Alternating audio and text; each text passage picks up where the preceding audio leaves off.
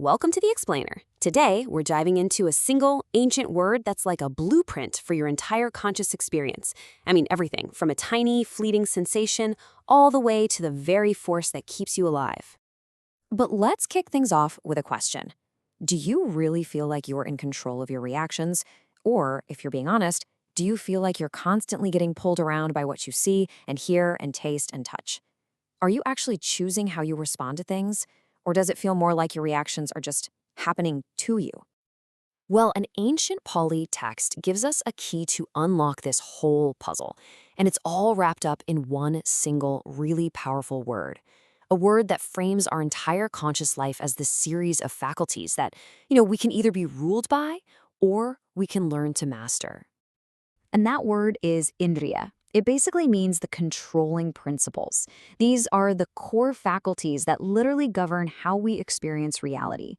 You can almost think of it as the operating system for your consciousness. And it's got a few different layers. Okay, let's get into it. So the first layer is the one we're all pretty familiar with, our senses, right? These are the gateways that the world flows through to get into our consciousness. Now, the texts actually list 6 sensory faculties, not just 5. We've got the usual suspects, the eye, ear, nose, tongue, and body. But, and this is so crucial, they add a 6th one, Manindriya, which is the mind faculty itself.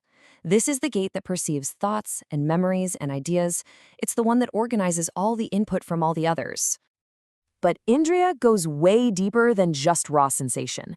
It also governs the very texture of our emotional life. All those feelings that bubble up from every single sight, sound, and thought. And this is where the concept really starts to open up. We're moving beyond just simple sensory input, like, say, seeing a flower, to our internal response to it. Because every sensation triggers a feeling, right? We're either pulled toward it, pushed away from it, or we kind of just stay neutral. These faculties of feeling are basically sorted into 3 main types.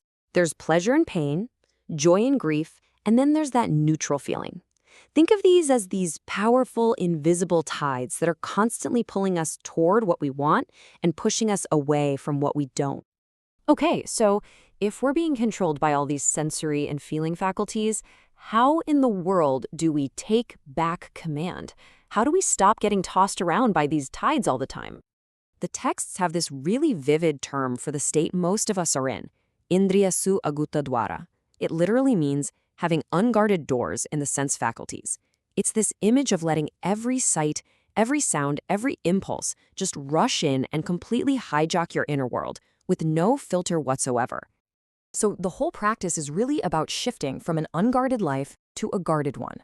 An unguarded life is just reactive, it's chaotic, but a guarded life, being Indriya su gata dvaro, that's intentional, it's clear, and ultimately it leads to this really stable inner peace.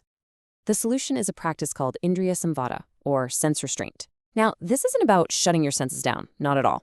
It's about managing the gates, and it's a pretty simple 3-step process. First, you just acknowledge a sensation. Step 2, you recognize that automatic pull of pleasure or pain that it creates inside you.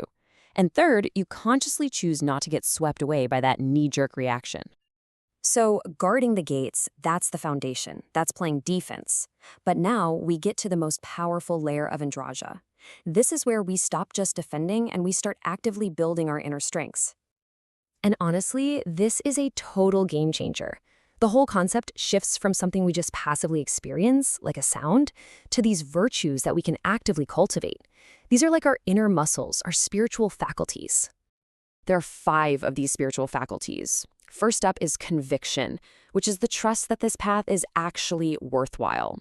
Second, you've got energy, which is the effort you put in. Third is mindfulness, your ability to just stay present. Fourth is concentration, the power to unify your mind. And finally, there's wisdom, which is the ability to see things as they truly are. When these 5 faculties are developed and, this is really important, balanced, they work together as this incredibly powerful force. See, too much energy without concentration, that just leads to restlessness. Too much conviction without wisdom, that can become blind belief. Balance is absolutely the key to transforming consciousness. And this really points to the ultimate potential here.